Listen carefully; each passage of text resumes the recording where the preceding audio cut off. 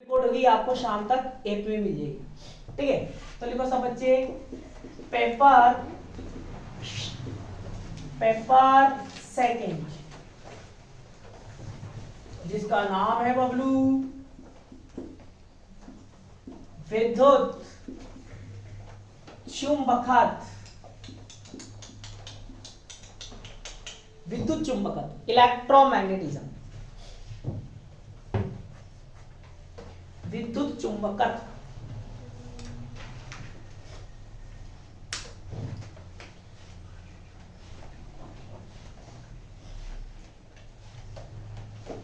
बताओ, नाम सुना है इसका? कहां सुना था? कहां सुना था? 12वीं कक्षा में। कहां सुना था? 12वीं कक्षा में। भाई मैकेनिक्स में हर यूनिट में स्टार्टिंग के जो टॉपिक आते हैं वो 11th से आते हैं। कहां से आते हैं? सारे 11th के। और इलेक्ट्रोमैग्नेटिज्म में स्टार्टिंग के जो टॉपिक आएंगे वो सब किसके रहेंगे? आपके 12th के। पहले 12th के टॉपिक चलेंगे, फिर उसके बाद किसके स्टार्ट होंगे? First year. ठीक है, तो विद्युत चुंबकत्व आपने 12th में पढ़े होंगे, मतलब नाम आया होगा आपके विद्युत चुंबकत्व। आपने क्या पढ़ा हुआ? चैप्टर का नाम है धारा के चुंबकीय प्रभाव पढ़े। एक पढ़ा हुआ आपने चुंबकत्व, एक पढ़ा हुआ आपने विद्युत चुंबकीय प्रेरण। ये सब किसमें आते हैं? विद्युत चुंबकत्व।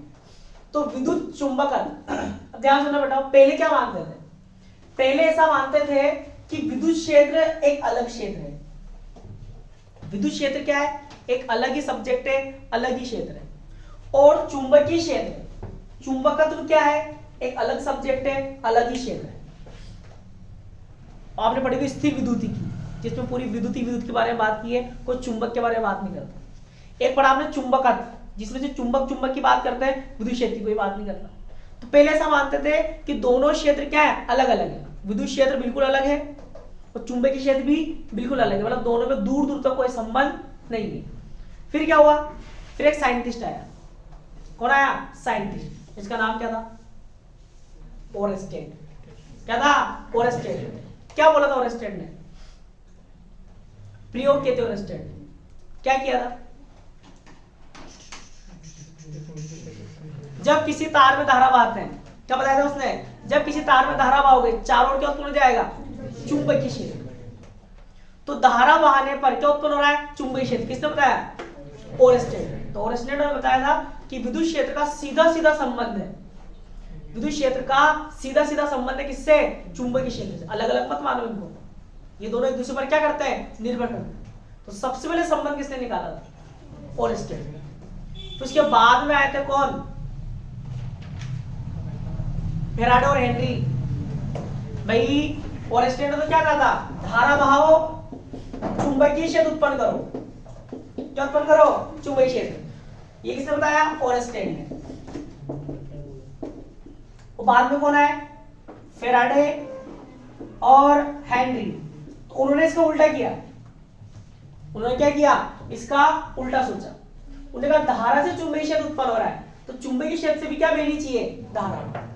तो उन्होंने चुंबकीय फ्लक्स में, इन्होंने हेनरी और फेराडे ने, आगे आएगा अपन के, चुंबकीय फ्लक्स में परिवर्तन से क्या बहा दी? चुंबकीय क्षेत्र में परिवर्तन से क्या बहा दी? धारा बहा दी। इसको क्या बोलते हैं आप? प्रेरित धारा। तो ऐसे सिद्ध हो गया कि ये दोनों क्षेत्र अलग अलग नहीं है, एक दूसरे पर क्या करते हैं? निर्भर करते हैं, और इनका सीधा सीधा क्या है? संबंध है। तो फिर इन दोनों सब क्षेत्र को मिलाकर एक सब्जेक्ट बना दिया गया। क्या बना दिया गया? एक सब्जेक्ट। उस सब्जेक्ट का नाम क्या है बताओ? विद्युत चुंबकत्व। क्या है? विद्युत चुंबकत्व। और उस सब्जेक्ट में से अपने बुक है पूरी, जिसका नाम क्या है? विद्युत चुंबकत्व, जिसमें आपको विद्युत और चुंबकत्व के बारे में क्या करना है? अध्ययन करना है। तो सबसे पहले अपन स्टार्ट करेंगे unit number first. Unit number first लिखो बबलू। यूनिट फर्स्ट, जिसका नाम है सदिश क्षेत्र और अदिश क्षेत्र। वेक्टर फील्ड और स्केलर फील्ड, सदिश क्षेत्र और अदिश क्षेत्र।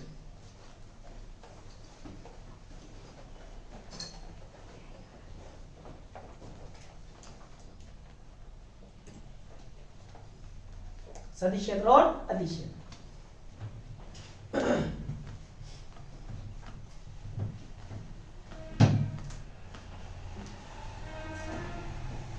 चले अब बेटाओ, बुक ने तो क्या किया है, सबसे पहले सदिश क्षेत्र से स्टार्ट कर दिया। किससे स्टार्ट कर दिया? सदिश क्षेत्र। पर अपन सबसे पहले क्या लिखेंगे? भौतिक राशि का क्षेत्र। अगर ये समझ में आ गया तो सदिश क्षेत्र और अदिश क्षेत्र समझ में आ जाएगा। भौतिक राशि का क्षेत्र। अब बताओ, सबसे पहले मुझे बताओ, पहले टॉपिक लिखो, भौतिक राशि का क्षेत्र।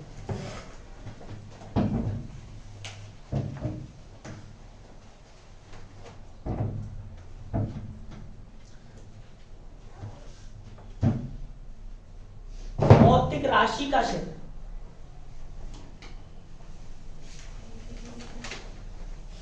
चले अब बताओ, कौन होना बालक या बालिका मुझे बताएंगे भौतिक राशि किसे कहते हैं? 11वीं क्लास का क्वेश्चन है, 11वीं क्लास। भौतिक राशि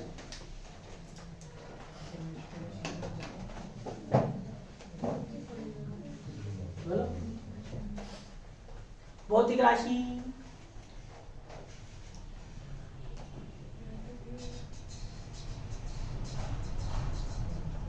जो भी आ रहा है बोल दो, कुछ तो आपको माइंड में। हाँ तो बोलो। जिनके मात्रक किसी और मात्रक पर डिपेंड नहीं करते। जिनके मात्रक भौतिक राशि के मात्रक किसी और राशि के मात्रक पर डिपेंड नहीं करते। तो मूल मात्रक होता है।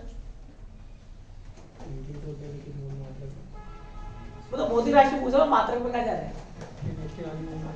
तो बड़ा ध्यान सुनना, ऐसी राशियां जिनको मापा या तोला जा सकता है, मापा या तोला जा सकता है, क्या कहलाती है? भौतिक राशि। कोई बच्चा कहे सर मुंह तो 40 किलो को छू, 40 किलो क्या बताया उसने? 40 किलो क्या बताया मेरे को? क्या बताया उसका? द्रव्यमान। क्या बताया? द्रव्यमान। तो द्रव्यमान को मापा गया है किसमें? किलोग्राम में। ऐसे लंबाई को किसमें मापते हो? मीटर में। समय को किसमें मापते हो? सेकंड में। तो ऐसी भौतिक राशियां जिनको मापा या तोला जा सकता है क्या कहलाती हैं? भौतिक राशियां कहलाती हैं। अब बताओ, भौतिक राशि को व्यक्त करने के लिए आपको क्या क्या चाहिए होता है? भौतिक राशि को व्यक्त करने के लिए आपको क्या चाहिए? क्या चाहिए? मात्रक और विमा। भौतिक राशि को व्यक्त करने के लिए आपको क्या क्या चाहिए?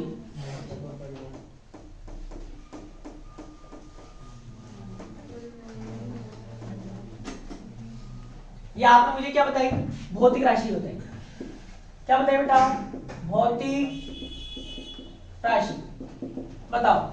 आप ये बताए 40 किलोग्राम, मतलब 40 क्या है? 40 क्या है? अंकिक मान। क्या है? अंकिक मान। और किलोग्राम क्या है? मात्रक।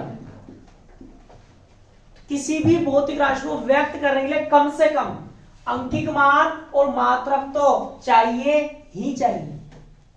ठीक है, ऐसे बताओ, कुछ राशि ऐसी होती है जैसे मैंने लिखा 40 किलोग्राम, इसमें सिर्फ क्या है? अंकिक मान है और क्या है बेटा?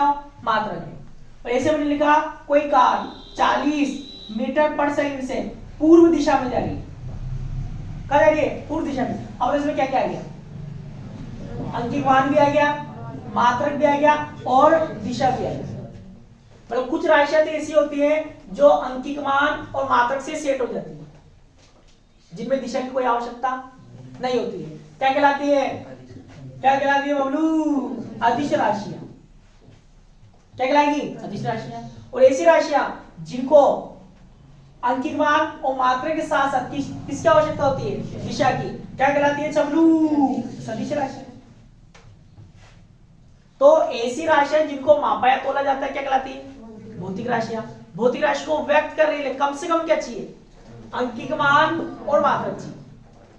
और जिनको आप अंकित मान और मात्रक से व्यक्त कर सकते हो उनको क्या बोलते हैं? अदिश राशि। और जिनको आप अंकित मान, मात्रक और दिशा से व्यक्त करते हो क्या कहलाती है? सदिश राशि। अब भौतिक राशि का क्षेत्र क्या होता है बताओ? पृथ्वी के चारों ओर क्या है? पृथ्वी के चारों ओर के क्षेत्र को क्या बोलते हैं? पृथ्वी के चारों ओर को क्षेत्र को क्या बोलते हैं बबलू?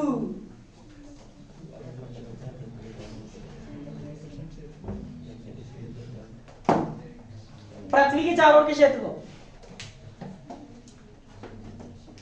कद्दू क्षेत्र, तो अंतरिक्ष। वाह वाह वाह वाह। अब पृथ्वी के चारों ओर के क्षेत्र को क्या कहते हैं? चुंबकीय क्षेत्र, गुरुत्वीय क्षेत्र। कौन सी दुनिया हो तुम यार? क्या कहते हैं? गुरुत्वीय क्षेत्र। पृथ्वी के चारों ओर के क्षेत्र को क्या कहते हैं? गुरुत्वीय क्षेत्र। तो एक बार परिभाषा बोल रहा हूं इसकी, फिर समझाऊंगा। भौतिक राशि का क्षेत्र क्या होता है बताओ? ऐसा क्षेत्र जिसमें भौतिक राशि का मान, इसका मान, भौतिक राशि का मान प्रेक्षण बिंदु के निर्देशांकों पर निर्भर करता है। क्या कहलाता है? भौतिक राशि का क्षेत्र। दोबारा सुनो, ऐसा क्षेत्र जिसमें भौतिक राशि का मान प्रेक्षण बिंदु के निर्देशांकों पर क्या करता है? निर्भर करता है। क्या कहलाएगा? भौतिक राशि का क्षेत्र। अभी तो ऊपर से निकली होगी। कहां से निकली होगी? ऊपर से, किसी के साइड में से निकली होगी। अब सुनो ध्यान से, बताओ पृथ्वी के चारों ओर कौन सा क्षेत्र है? गुरुत्वीय क्षेत्र है। बताओ गुरुत्वाकर्षण का फॉर्मूला क्या होता है? G बराबर m1 m2 अपॉन r²। ये तो लिखते हो। अब बताओ जहां r क्या होता है? r को क्या लिख सकते हैं? x² plus y² plus z²। नहीं लिख सकते। अब बबलू r को क्या लिखते हो? r वेक्टर क्या होता है? xi cap yj cap zk cap. नहीं लिखते। इसका परिमाण लेंगे तो क्या लिखेंगे? r² x² y²। तो r बराबर क्या आएगा?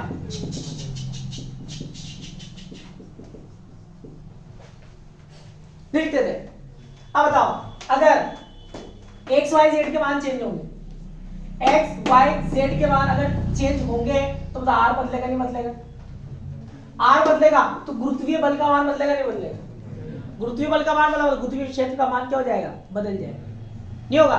भाई आप पढ़ते थे ये द्रव्यमान है, एक द्रव्यमान m2 है, बीच की दूरी मान लो r1 और एक m1 है, एक बबलू m2 है, बीच की दूरी कितनी है? r2। बताओ बल कहां ज्यादा लगेगा? फर्स्ट वाले में क्या सेकंड वाले में? क्यों क्यों क्यों? क्योंकि ये पास है, दूरी कम बल ज्यादा, और दूरी ज्यादा तो बल कम।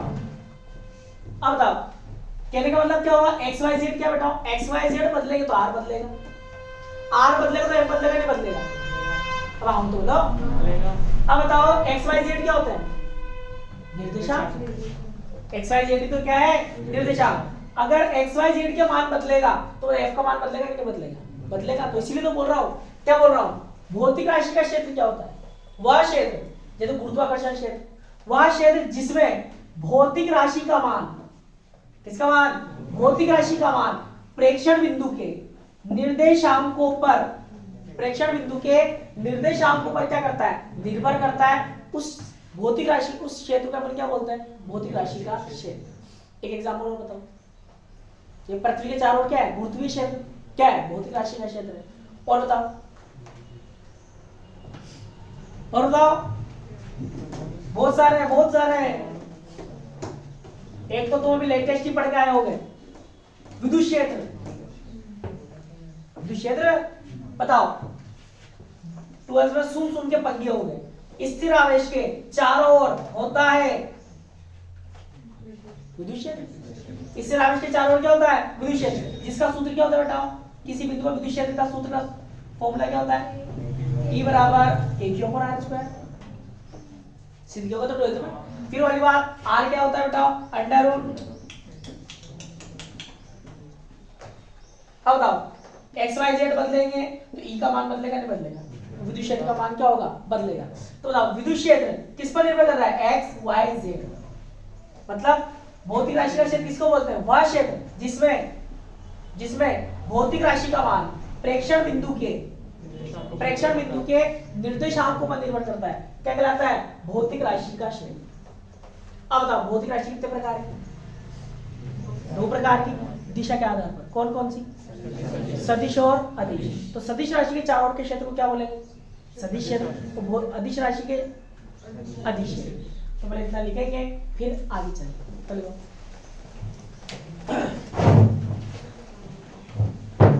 लिखो, ऐसा क्षेत्र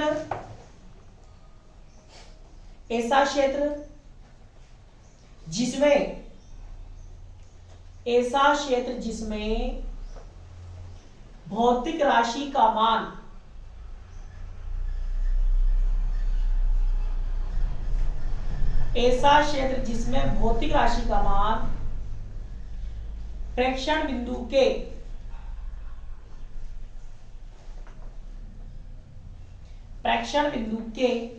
निर्देशांकों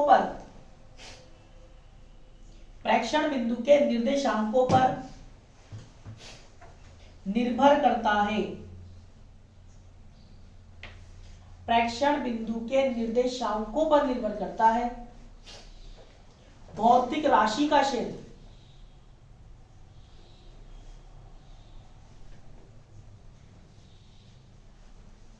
कहलाता है। भौतिक राशि का क्षेत्र कहलाता है बबलू। अगला आंसर लिखो, भौतिक राशि का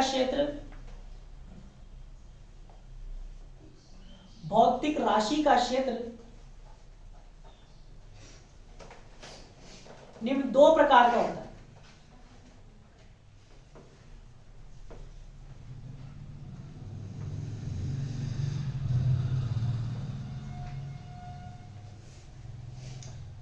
अब देखो अदिश क्षेत्र, फर्स्ट नंबर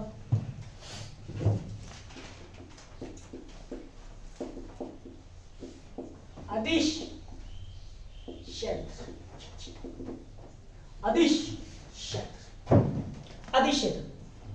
अब बताओ